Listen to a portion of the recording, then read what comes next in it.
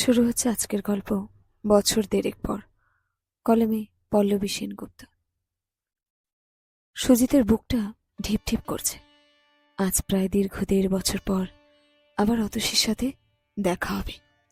শেষ যেদিন দেখা হয়েছিল সেদিনটার কথা স্মৃতিতে আজও অমলিন। তুই তাহলে সত্যি চাস এ সম্পর্ক ভেঙে যাক? রাগত গলায় বলেছিল অতসী।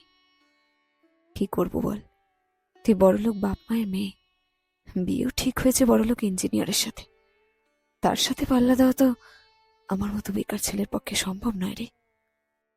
কেউ তো পাল্লা দিতে তোকে বলেনি, শুধু যা হোক কিছু একটা কাজ জোগাড় করতে বলেছি, যাতে বাপ মায়ের ঘর ছেড়ে বেরিয়ে এসে তোর হাত ধরে শুরুটা করতে পারি।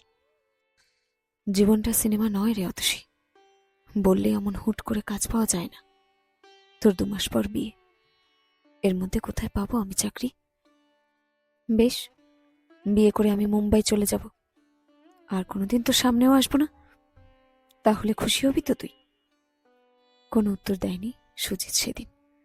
অতসীও চলে গেছিল, সব যোগাযোগ ছিন্ন করে দিয়েছিল। শুধু সুজিতের সাথে নয়, প্রতিটা বন্ধুর সাথে। বিয়েতেও কাউকে ডাকেনি। এই 1.5 বছরে প্রতিটা দিন ওকে মনে করেছে সুজিত।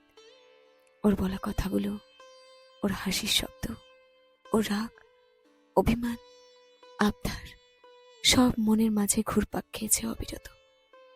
আর প্রতিবারই নিজেকে শাসন করেছে সুজিত।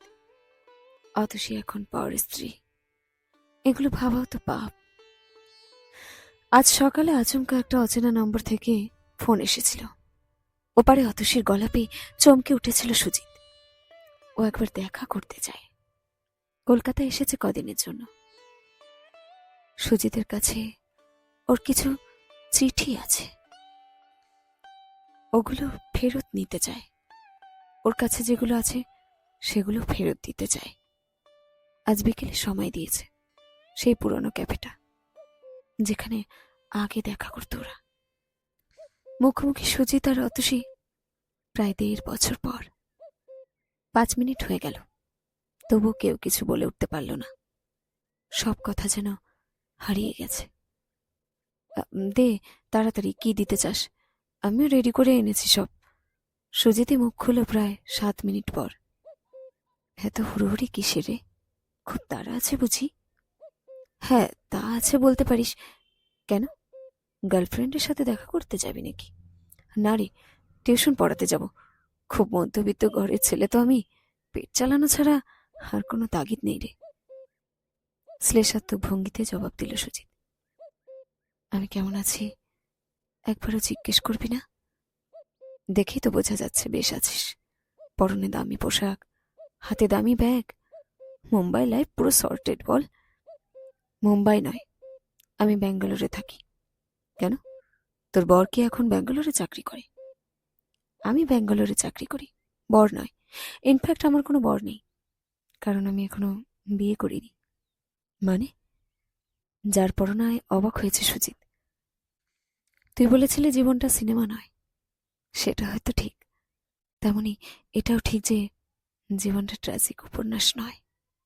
আমরা চাইলে অনেকটা বদল ঘটাতে পারি। তোর সাথে ব্রেকআপের পর আমার বান্ধবী স্নেহার সাথে কথা বললাম। ও ব্যাঙ্গালোরে থাকে।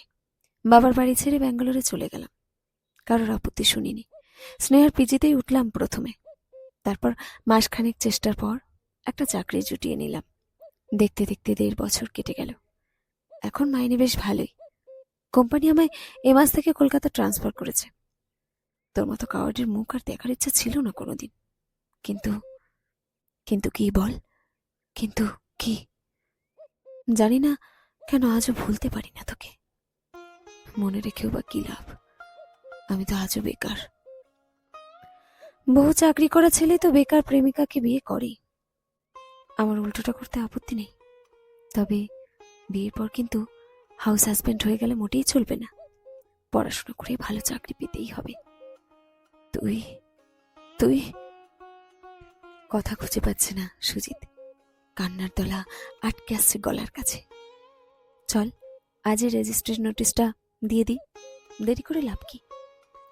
অতসী, আমায় ক্ষমা করে দিয়েছিস তুই? সেদিন আমি আসলে বড্ড ভয় পেয়ে গেছিলাম রে। প্রেমিকার হাতে হাত রাখলো সুজিত। ক্ষমা তোকে আমি অনেক আগেই করে দিয়েছিলাম, কিন্তু কি জানিস, পরিস্থিতির সাথে লড়াই করে কখনো কখনো জয় ছিনিয়ে নিতে হয় রে। এই রিয়েলাইজেশনটা খুব জরুরি। জয় ছিনিয়ে নিতে এবার আমি ঠিক পারবো। তুই সাথে আছিস যে, মাসখানেকের মধ্যে আমি একটা চাকরি ঠিক জোগাড় করে নেব, দেখিস। নেবই। প্রেমিকের চোখে চোখ রাখলো অতসী। দু চোখে আজ আত্মবিশ্বাস ভরপুর।